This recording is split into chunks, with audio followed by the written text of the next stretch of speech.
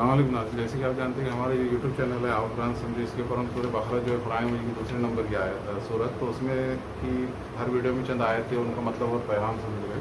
और जैसा कि आप जानते हैं हमारा पिछला जो वीडियो था उसमें हमने सूरह बकरा की आयत नंबर 172 से 174 ये 3 आयतों का मतलब और पैगाम देखा था। और इन 3 आयतों से जो अहम असबाब हमको सीखने मिले, उसमें पहला सबक हमने सीखा था कि हमेशा हलाल और पाकीज़ा रिज़्क़ खाए।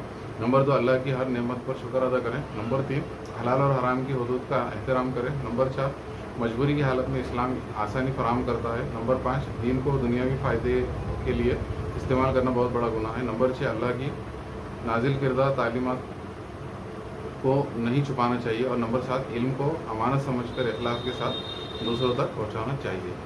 तो ये जो 3 आयतें हैं, तो इसके ऊपर अगर आप तफसीली वीडियो देखना चाहते हैं तो इस वीडियो के डिस्क्रिप्शन बॉक्स में जाकर लिंक को क्लिक करके देख सकते हो। चैनल को अगर सब्सक्राइब नहीं किया अभी तक तो सब्सक्राइब कीजिए। जज़ाकल्लाह, अस्सलाम।